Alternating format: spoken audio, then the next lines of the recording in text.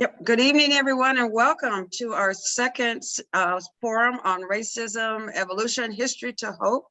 Tonight's emphasis is on the African-American perspective, and we're very fortunate to have three outstanding speakers this evening. And as you can see, we are about ready to rock and roll. Thank you for all being here. I am Kimi Irene Ginn. I'm one of the part of the sponsoring agencies organization. I'm with Vibrant Schools. Our other sponsors are the League of Women Voters and also the Tacoma chapter of NAACP. We are thrilled to continue this series of forums having to do with racism evolution, especially from a cultural perspective. And this evening again will be highlighting our African-American culture. Please be aware that there'll be notes in the chat room just to help us with the logistics. All of you need to remain muted, both your audio and your speaking. If you choose not to do that, it'll be very difficult to get you back into the breakout room. So we're asking everyone to mute. I see some folks haven't done that yet. Please mute, and please know that we will not have access to our speakers until after they've completed their presentation. We'll be going into the breakout rooms. It'll give you every opportunity to give some reflection. We will be supplying you with some questions from the chat room, and I will be giving you some instructions about those questions before we go into the chat rooms. But please be aware we're going to do the three presentations from our three speakers this evening. Those three speakers are Corey Orvold from the Coldwell Banker, Eric Pettigrew, who's currently with our new NHL team, the Kraken, and providing the support services with the community outreach and the suite services. And then we want to make sure that our youth are represented tonight, and we're very fortunate to have Lynese Cammack, who's currently the president of the Tacoma NAACP Youth Council.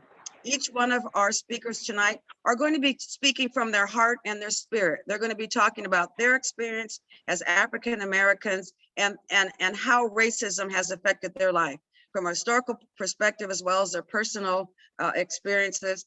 After each one has spoken, again, we will then direct you to the breakout rooms where you'll have an opportunity to do some reflection and talk with some folks in your breakout rooms, and then we'll come back to do a wrap up. So again, on behalf of the League of Women Voters, Vibrant Schools, and the local chapter of the NAACP, I welcome you to the Racism, Evolution, History to Hope series.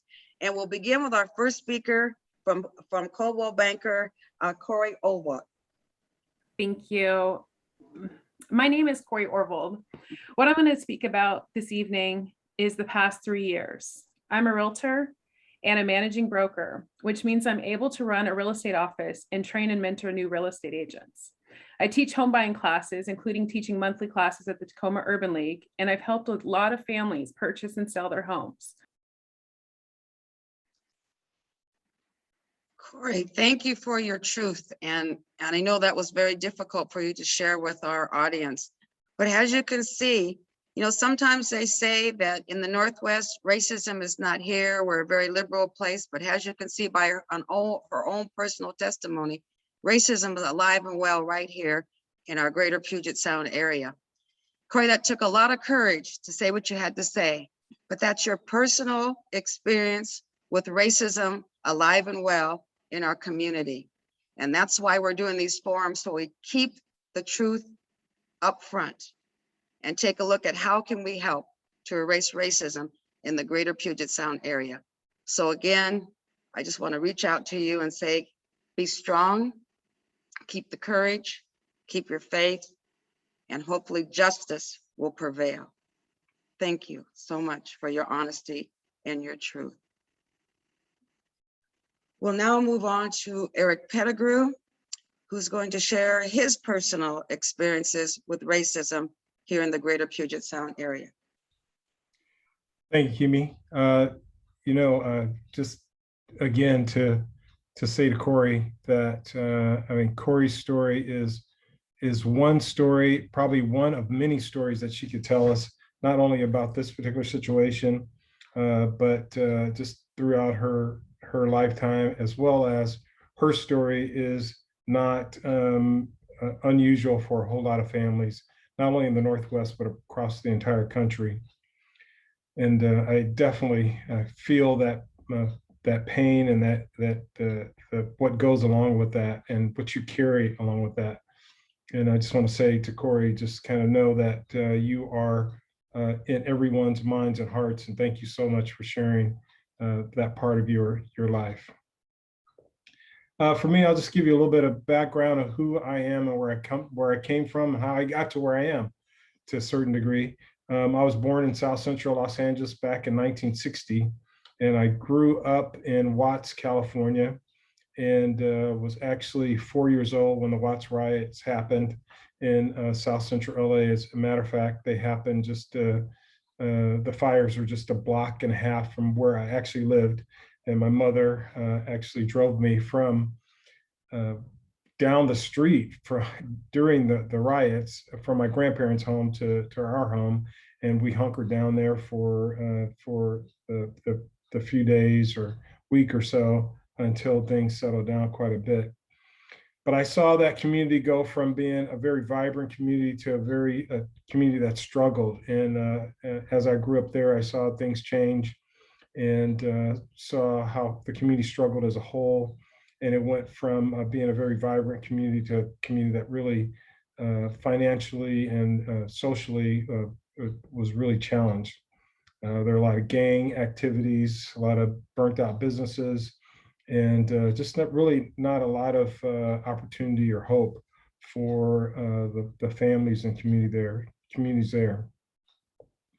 When I was 14, I had this incredible opportunity, at least I thought so, to move from Los Angeles out 30 miles east to La Puente, California, and live with my grandparents who moved out there.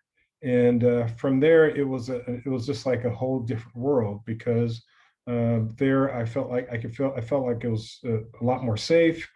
And I got involved in sports, and fortunately ended up getting a scholarship to play football at Oregon State University. But while I was there, I had to make the adjustment from Los Angeles to a middle-class mixed neighborhood community with probably about a third white, a third African-American, and a third Latino. And it was quite the adjustment. As a matter of fact, one of the stories that I could tell you a story from each one, from LA to La Puente to Corvallis, which eventually I'll talk about here in a second. But in La Puente, one of my very, very, very best friends that I connected with when I first got there, his name was Freddie, a Latino guy. We were just inseparable. And I can remember I used to go over to his house after football practice or after school. He had a huge family. They're big. He had 7 brothers and sisters. And I mean, he had a huge family, cousins and everything. And so I just loved going over there and hanging out with him. And I noticed that the father, every time I would go over there, he wouldn't really speak English, but he would mumble and say something and walk out of the room. And then the family would react. He'd say something in Spanish and the family would react. And they'd yell at him and say, you know, don't do that, don't say that. And so one day I finally asked him, I said, what is he saying? And they were like, oh, it's really horrible. It's really horrible. And for months, they wouldn't tell me until finally they told me that every time I walked in the room, he was calling me a big black shit beetle, which is mayete, is that's what it means in Spanish, which absolutely broke my heart. To know that I was being judged by no more than just the color of my skin. The end of that story, eventually, he became my best friend as he got to know me. But immediately, he had judged me just based on just looking at me, and that was it was an adjustment, young learning lesson, but it taught me that that's going to happen, that people are going to judge me based on nothing more than my skin color. After I left La Puente, I moved to Corvallis, which, if you don't know Corvallis, it is Mayberry RFD. For those of you who are familiar with Mayberry or Main Street, USA, Springfield, just very just not very much diversity, and incredible place that I have a lot of respect for as far as the education, because it got me out of Los Angeles. But socially, it was a very interesting and eye-opening experience there. And I'll give you an example of, in addition to playing football there, and I was able to graduate and move on. But when I moved there, I was semi-adopted by a family, a white family. And I mean, to the point to where they called me son, and I called them mom and dad. And to this day, the daughters and the son, before he died, they're my sisters and brothers, and they called me. So, I mean, we did everything together. They would take me out on family vacations. And so we travel and go places. It's literally like I was a part of their family.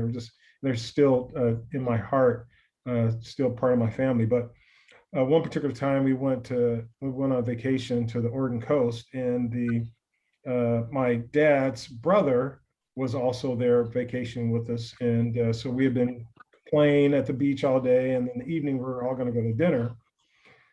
And so when it was dinner time, everybody started getting ready to, start changing for dinner. And I started changing, and my dad's brother pulled him aside and said, "Hey, I got to talk to you."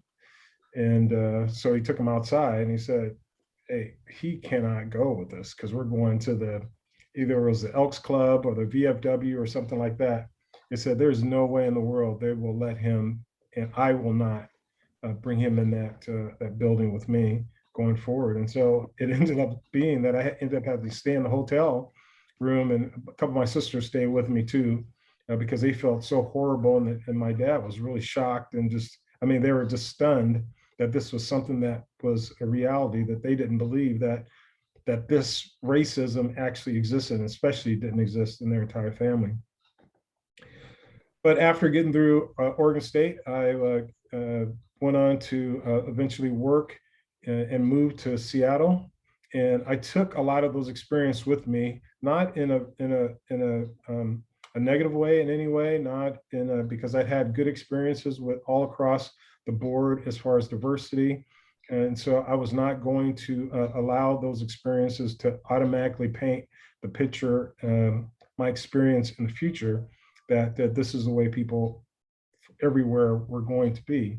And so I came to Seattle with the history of South Central LA in the back of my head, wanting to be active in my community, and seeing and living in the central area of Seattle, wanting to really be an active advocate for improving the lives of the young people that I saw there and the community that I saw there. That reminded me a lot of South Central LA, and allowed me to get out and to be one of those mentors that helped folks that helped me, similar to the folks that helped me get out of South Central LA and build a very productive life and contribution. And so I made that my mission from day one that I moved in Seattle. I became a Little League baseball coach. I was volunteered at the Rainier Vista Boys and Girls Club. All my work that I did, whether I was working for the University of Washington or Safeco, I tried to drive dollars into the central area specifically to help businesses and communities out there. I think honestly, I felt like I did a pretty good job. And at some point, someone came to me, and it actually was Kip Takuda, who was the legislator that was in the position before me, and asked me to run for office. And at first I was like, "Kip, I don't want to be a politician. I can't yell at my kids in public. I can't flip people off at the stoplight, and I can't buy wine at the grocery store. So I don't want to be a politician." He's like, "That's not what it's all about. This is really about an extension of community service. It's about giving back to a community that's giving you so much." And when he said that, it just really kind of hit home to me that being in the legislature could create this incredible opportunity to help people that beyond just even the work that I was doing.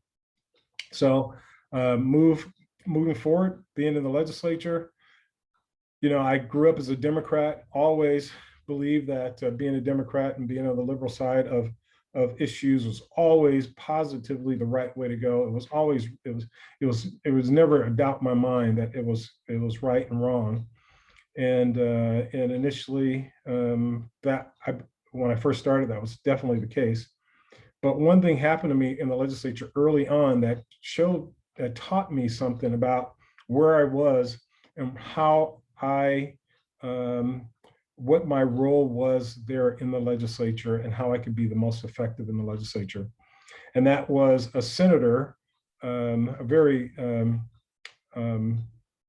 senior senator from Yakima, in a heated discussion about a budget item, yelled at the other person, one of my colleagues that was negotiating the budget, yelled at her, "You're just being a nigger in the woodpile now."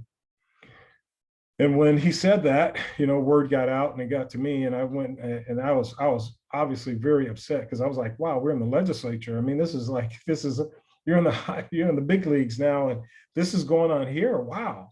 So I went to my caucus and I said, and all the other Democrats, my other colleagues, and said, what are we going to do about this? And they basically said, nothing. This guy is an old guy. Let's just let him die off. And, we just ignore him. But they didn't understand what that word meant, not necessarily just the word, but just kind of what it means to carry that with you and use that as a tool and be able to describe it in such a disparaging way as being something that's sneaky or something that is hurtful, something that is not trustworthy and that can harm you. And I was going to them and say, what are we going to do? And I was very hurt to find out that my colleagues wouldn't back me and wouldn't even try to censure this guy or even make a statement about him, because they felt like, well, he's outdated, and they didn't care anything about how I felt about it. So that taught me there that being in the legislature is not about trying to change consciousness, that I had to accept that racism exists. It's everywhere. It's going to be everywhere. It is something that hopefully someday will go away, but in the short term, in my lifetime, it probably will not, and especially in the legislature. And the only way I can be effective in the legislature is to understand that that place is all about getting votes and changing laws and having an impact on budget items and things that can impact the people that are victims to racism.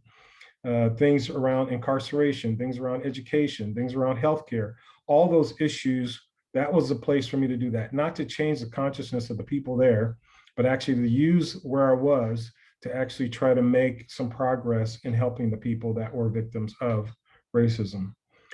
The most discouraging thing about being in the legislature, and this is not true for everyone, but as a liberal, there are times where I felt like that I would rather be faced with a staunch racist, someone that would call me names in my face, versus from a liberal standpoint, at times, people approached me as if they knew better than I did, that they knew better what it was like to be Black, or that they knew better of how I should react to being Black, or how I should react to a particular situation. And that in itself is some element of racism. It is a stronger element of racism than if someone comes to me and calls me a name right to my face and says, I don't like you because you're Black. It was harder for me to be in a situation where people were saying, well, Eric, I don't know, or you don't understand, or you're misled, or I have a master's degree. I've lived life, I've lived experience, I've seen the world. And so based on my experience, this is my knowledge. So for you to say, without that experience, without that background, that I am not, I don't have as much credibility as you do. And I live this and I feel this, and my family feels it, my friends and my whole community experiences it, is a stronger element of racism that will always stick with me and always be a lesson, and something I will always teach to all my family, not necessarily just because it is from the liberal side, but that it comes in all forms, all colors, and from all directions. And unless you are aware of it as the one that is administering it or the one that is receiving it, we won't make as much progress as it relates to racism as we can. So that's all I got to say. Eric, thank you so much. And obviously, it's a true reality. And I'm sure there are many that are in our audience tonight that probably would say, I didn't know this was happening in our legislature. You would think that when you go in there has been equal. You were elected by people and you were expected to do the work that we need to have done by our legislature. But yet to be faced with that horrible word, racism, as you're trying to do the best you can to make a difference where people are treated with a sense of justice and equality, and we're passing laws that clearly help all communities. But it's a fact, like you said, racism is here, it's been here historically, it's still with us. What our hope is through these forums that we give individuals from a cultural perspective to speak their truth, how racism has affected them personally, professionally. And then our hope is at the end of these forums, we can come to a sense of hope, and that we can come from a negative perspective to a more positive, proactive perspective as we move forward to eradicate racism and bring more justice to the various genres of our life, politically, educationally, financially, through communities, et cetera, et cetera. But again, thank you for being here, Eric, speaking your truth and giving us a little bit of your insight as to what the road has been like for you as a Black man dealing with racism in various aspects of your life. So thank you for being here. Okay, we're gonna move on to Lynese, who clearly plays an exciting role in tonight's forum because we need to hear from our youth. I mean, she is our future. She is the next generation. And just from a personal experience, I've gotten to know Lynese, and I tell you, she's a spark of hope for me. So Lynese, if you will just give your perspectives as a young person, what is your experience with racism, and what would you like to share as your truth tonight? Thank you, Ms. Kimi. First, I would like to start by saying thank you to Mr. Eric and Mrs. Corey for speaking. Earlier, it was very heartbreaking, quite honestly, to listen to, but as someone who has a whole bunch of life ahead of them, it was still nice to listen to and kind of help myself prepare for the real world, because that's what it is. And I was thinking about that, thinking about tonight, what was I going to talk about? And I was really lost. And this question that I've been kind of pondering is when people ask, like, well, how did I even start this? Or how did I get here? And I didn't really have an answer. And so tonight, I'm going to give you guys the best answer that I think I could come up with. First, I think it's important to start by saying that I'm 19. I'm a sophomore at UW-Tacoma. I just started my sophomore year today. An hour before today, I got out of my last class, and I'm super excited to be here. And I think that what really helped me push that was figuring out how I was going to get to school today, because my car is broken. And I was just thinking about all the things that me and my car have been through. And I know you guys are probably thinking this is a really weird introduction, but let me tell you this, I haven't been driving for a long time. I'm only 19, and for a long time, I was not a great driver.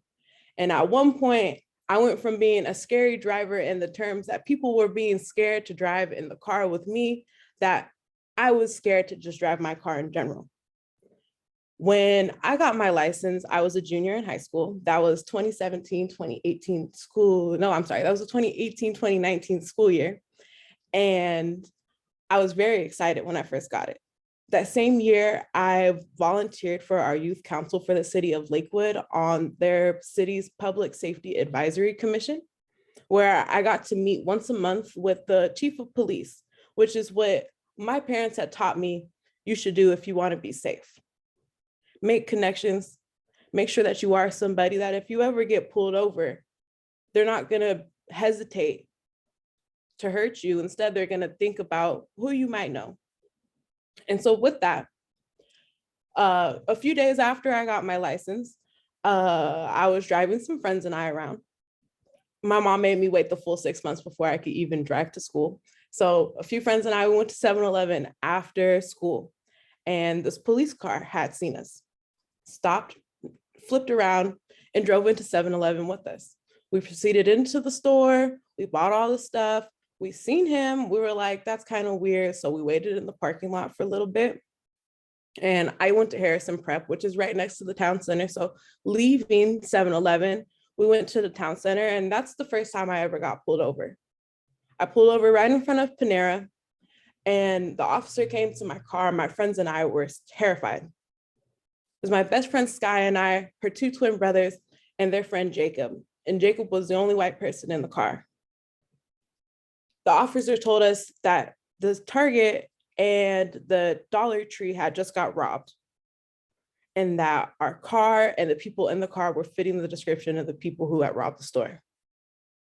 This is my third day ever driving. So of course we all got out the car, we let him search it. And when we were done, very rudely, he made sure to tell us that so he didn't get in trouble. The person who fit the description was the one white kid in the back of the car, which at that point was not on any of our minds until he had said it. And ever since that day, I've been terrified to drive at night or during the day or anytime ever.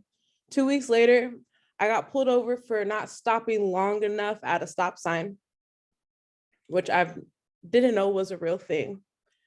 I had perfume in my side passenger car, and I was accused of being intoxicated while driving. They needed to search the car. They poured out my perfume bottle, which I was only a junior, okay? That was $20 of perfume. That was expensive for me then. I was really upset. But either way, after that, I just couldn't ever feel the same driving, which are just little things, but they make you uncomfortable. And so I started to get involved with more things. I started doing some more learning. My senior year started with the Black Student Union at our high school. Along with the other Black students, I got to hear multiples of other perspectives of things that were happening to students that I just never knew were happening. And then COVID happened. And then George Floyd happened, and Ahmaud Arbery and Breonna Taylor. And it seemed like my whole world had came crashing down. And nonetheless, I was still scared to drive my car, let alone walk to the store, let alone hang out with my friends. And I had a lot of figuring out to do. That summer, started marching. I remember the first protest I went to was on June 5th. That was the day I was supposed to graduate high school, but I didn't because we were in a pandemic. That was also Breonna Taylor's 27th birthday. And that moment put everything in perspective to me. I don't think the tying of those dates were just by coincidence. I knew that there had to be a reason that all these things were happening and that I had to start using my voice. A few weeks later, I spoke at my first protest. It was one of the scariest moments of my life. I remember getting an email from the police chief about it. The same police chief who I thought was gonna save me from being profiled by his police officers, and he wasn't mad at me. And that gave me hope that maybe if we could find the bad people, it gave me hope and reform, that we could have more police officers like him. But that's not just where it stopped, because the more that I was able to put my hope in other places, the more I just found disappointment. And I really had to just continue to look for more places. It couldn't just be the police where we wanted to go and change through all the marching. And it couldn't just be the schools, because that's where the first protest I spoke at was with the teachers. They all had to work together. And most importantly, I realized that I had to have more youth like me there to talk to. Because the more absent our voices were, the more that people were allowed to misconstrue any type of narrative that they would like and continue to disserve us for no more than the color of our skin. So now, as a 19-year-old, I still find myself scared pretty often to drive. However, every time I get in my car, I feel like it's a stance, which is a small stance to take, and it's just being a little dramatic. However, with that being said, I choose to live every day as a day to go out there and make a difference, a day to have potential change, a day to be an influencer for someone who might be able to make bigger change than I do. And that's what brings me hope every day. I hear a lot, only being 19, people do often refer to me as the next generation. And then I think about the people behind me too. Sometimes I think about us together. And sometimes I think about me and the people ahead of me together. And that's really what I have to talk about, is that together we'll be able to change it all. Thank you. Okay, and that's our youth. That's what I'm talking about. Lynese, thank you so much for having the courage and the strength to tell your truth. And young lady, one of the things that you said that's resonating with me is you haven't given up hope. You know, at one point you said you was a little distressed and distraught, but then you turned around and said, but you know that there's still a future of hope and there is an opportunity for us to have a better place.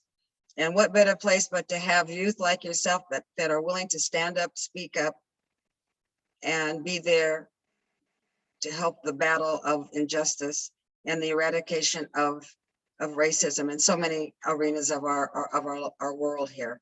So thank you, Lynese. Thank you so much. And I am proud to say that you're part of Vibrant Schools Steering Committee, and I'm excited to have your voice with Vibrant Schools. I'm excited. And the best to you as you continue with UWT, and I hope you get the car fixed and keep driving. You'll be okay. You'll be okay. So audience, all of you who have chosen to come to our racism forums, we're going to be putting you into breakout rooms. Please refer to the chat.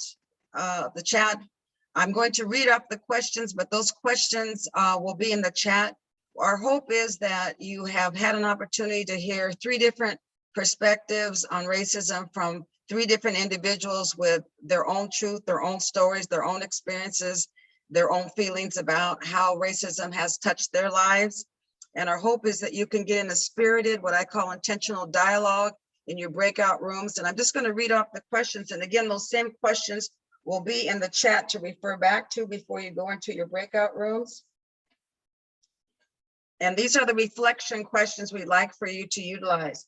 What are your thoughts about the information presented this evening? Since policies and practices exacerbate, perpetuate, mitigate, or eliminate inequities, name a policy or practice you would like to impact for racial equity. What action steps should be taken to make this equitable? And finally, what would you suggest you would offer as next follow-up? Those questions again will appear in the chat room so that you can refer back to them. Cynthia, who is assuming our logistics and the technical assistance, will start placing you into breakout rooms.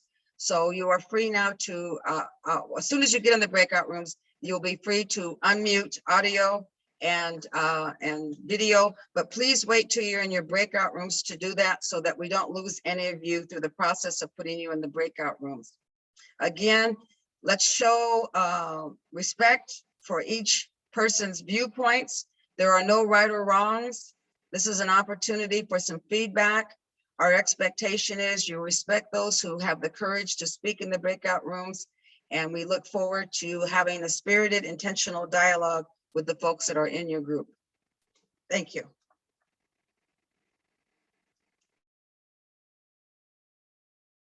Oh, goodness. Should we keep our sound on and yeah, you can keep the sound on because as you can see, Cynthia's putting some information in the chat room about where we're going to proceed here. Okay.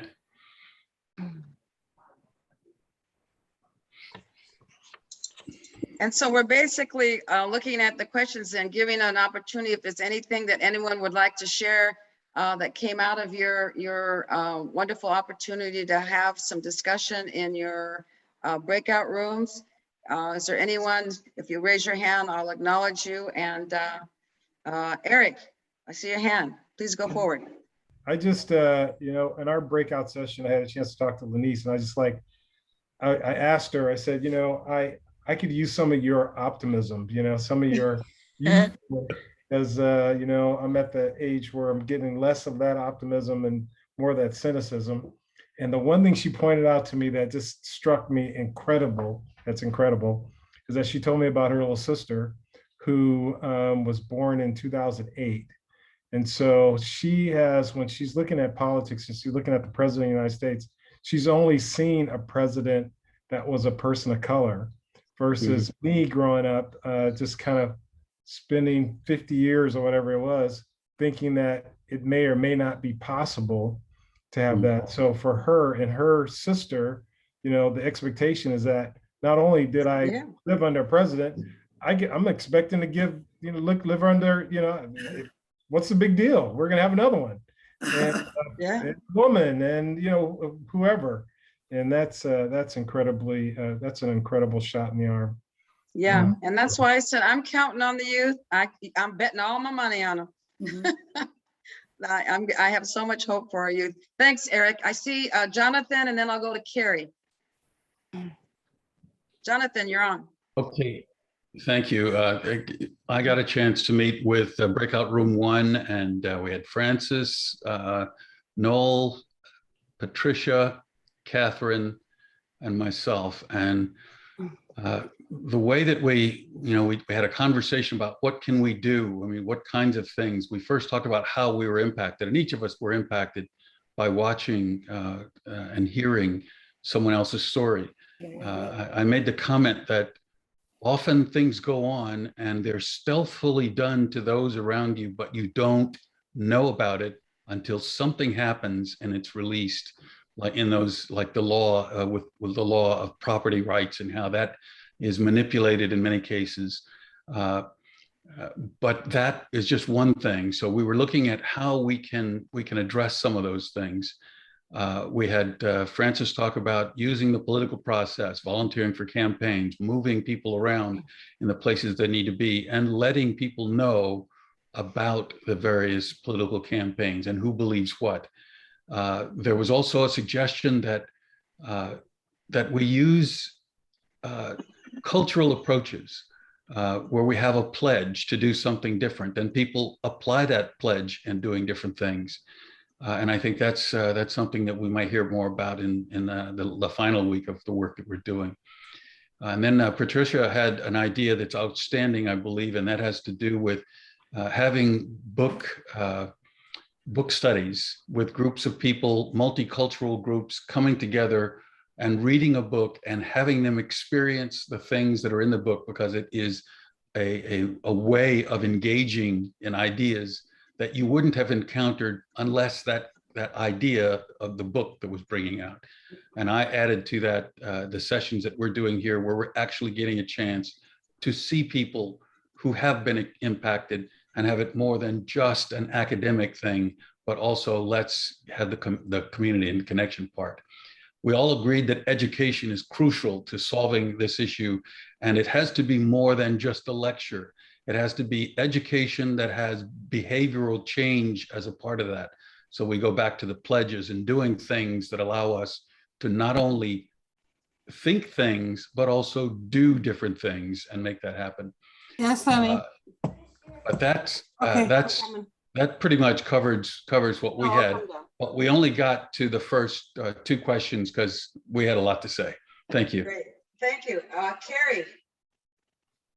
Carrie Bull. Hello. Hi there. Hi, everyone. Thank you so much for creating this space, to all of the organizers who put this together, and to our three speakers tonight. My group was fortunate enough to share space with one of the speakers, Corey. And we talked a lot about just our initial reactions were just sort of the awe of the levels that racism will still show itself in our communities. And I think how pervasive it is that you're never safe, just no matter where you are, and how shocking that still is. And both shocking, not surprising, but painful. And as we tried to get into next steps for what it would look like to make change in our communities, and shifting how schools are funded was something that really came up out of our discussion, as well as reallocating funds to our heavily militarized police that do not keep us safe.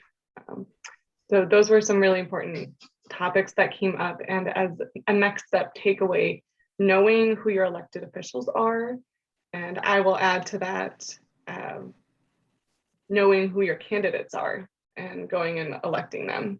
So thank you again for creating space here tonight, and thank you to our great speakers. Thank you, Carrie. Malando. Yes, good evening, everyone. So I was in a group with Liz and Dolly, and we had some really good conversation. Let me just say, as everyone has already uplifted Lynese, we were all in awe and touched by her story, in particular because all of us love to drive. And so to hear that, that experience, especially so early on, that touched all of us. But all of the stories, we had just expressed how they were heartbreaking, because we're in 2021. We are in 2021, and I don't know if anyone has seen the show.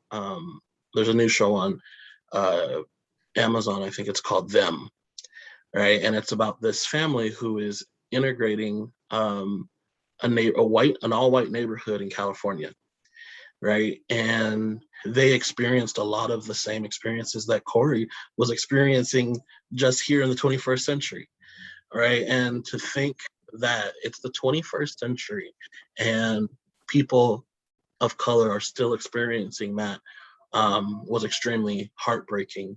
And so one of the things that we talked about accountability, because when we listened to Eric, when we listened to Corey, when we listened to Lynese, we heard lawmakers who weren't held accountable. We heard police officers who were not held accountable. And so we talked about how, policies and practices that need to be changed. We need to see accountability across all boards, not regardless of whether you're a lawmaker or you're a police officer, that you should be held accountable. And so I think it was Liz who had said that, one of the things that she would like to see is that those lawmakers, if they're saying outrageous things like that, that they be censured, right? And that the people around them also be held accountable, that they don't just get away with that and then try and talk the person of color or Eric down because they were out of line, right? And then talking about the police officers. And I shared a story that a few years ago when I was doing a project for college, and I was talking to a few officers, two very credible officers here from Pierce County. One was in the sheriff department and one was in Tacoma Police. And I asked them, what's going on? Why are all these things happening, especially when it comes to people of color? And one of the officers told me, he said, when a person closes their eyes, and when I say American, what do you think? And more oftentimes than not, the first thing that we see is white. Even for people of color, the first thing a lot of times is white. And that's the problem. The problem is that when most people close their eyes, and particularly these officers, right, who are going to protect their community, in their head, white is their community. They don't see me as a Black person, or Lynese or Eric or Corey as a part of that community. They don't see us as Americans. And so we have so many people who feel unsafe in the presence of people who are supposed to keep our community safe. And so that was kind of a lot of what we talked about in our group. And so one of the things that we said, that ways to kind of change that is having education and having proper training in every area, in particular the police force, racial justice training, because that is missing. And like right now in the city of Tacoma, it is optional that people go through that training. if they are already on board, right? It should no longer be an option on whether you get trained in that type of stuff. So that is what we talked about in our group. Okay, thank you, Malando. Wally, hey, Wally, can you unmute? I know you had your hand up for a while. I was trying to get back to you. Wally?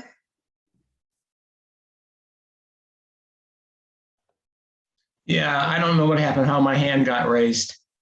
Oh, is there something you wanted to say? Yeah, then I saw it, and so I unmuted it. But our group had really similar conversations. Lucinda and Philip and Linda. And so it was quite similar, and it's this fact that this has been going on for so long, and to hear those stories just validated that.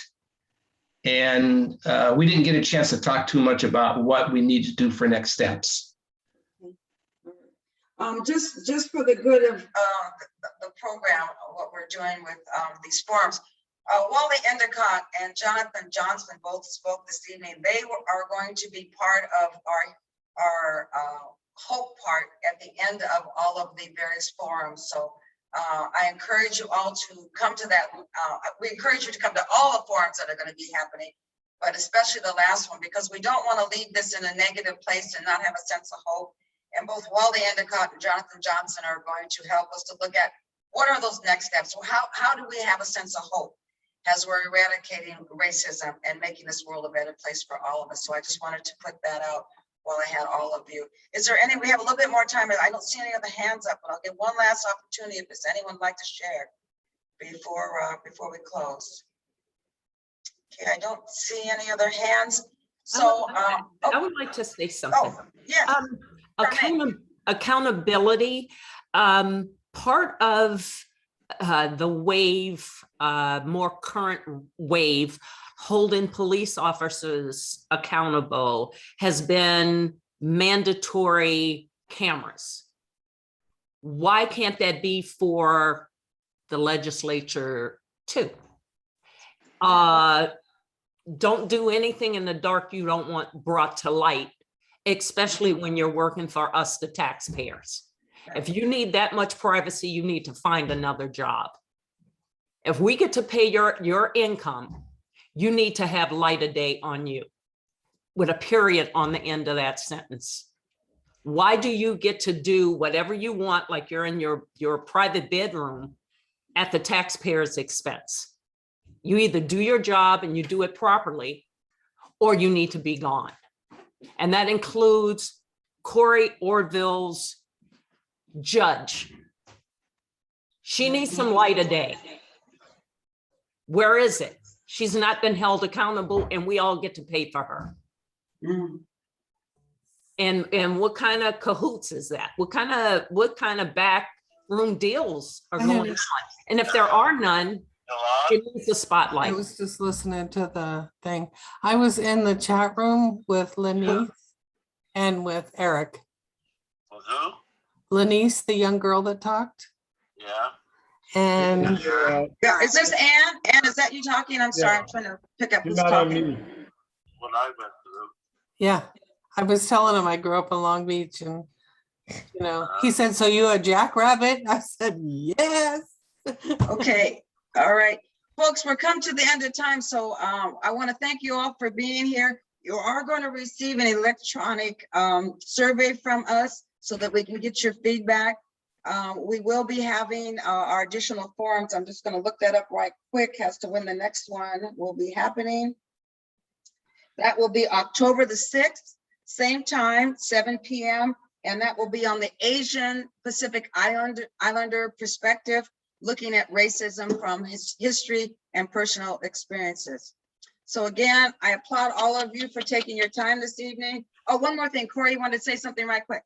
Yes, so I know what was just said, and our stuff is available online. If you look Pierce County and look at the case, I've been asked not to mention the name of the judge, which I'm going to respect. But if you're looking for our case, my name is Corey Orvold. Look me up on Pierce County Links. You'll see the name of our judge who's supposed to be up for re-election next year.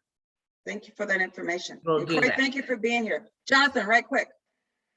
Yeah, I was going to thank Corey.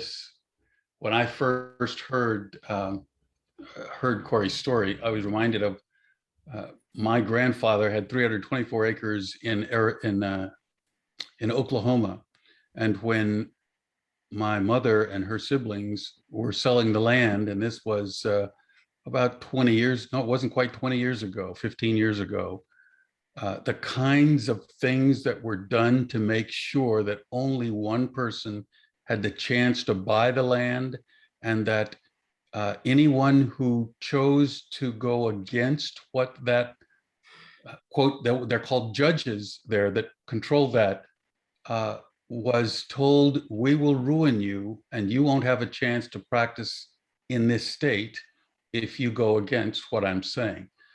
So I think what we're dealing with is, it's more than any one policy that we can fix. We've got to figure out how to fix the broken operating system in this thing. So I'm with you, Corey. I'm with you, Lynese, and with you, Eric. These are the things that we see, but it's going to take courage beyond what we've ever thought of. And it's going to take the accountability. I'm right with you. So we'll have to figure out how to deal with those things. And we look forward for you to come back and have more conversations with us, how we fix this. Lynese, right quick, give us that information. Also, everyone, our NAACP Pierce County Youth Council will be holding our annual Mayor Harold G. Moss and Milando Redeemer Lecture Series on Monday, October 4th at 6:30 p.m. My name is Lynese Cammack. You can look me up to find me and get some information. You can also email us for the information. Can you put that in the chat right quick before we close? NAACPyouth@gmail.com, and we can get you guys that information if you'd like to attend. Our speaker will be Tawana Nobles this year. Great, thank you so much. And again, I applaud all of you for taking time. I thank all of our speakers tonight. And let's close with a sense that there is an opportunity for hope. And it's people like all of us who came together to share information. We can make a difference. Again, our next series is October the 6th, Asian Pacific Islander Cultural Perspective. We hope to have you join us. Thank you all so much for being here tonight. Bye, everyone. Take good care.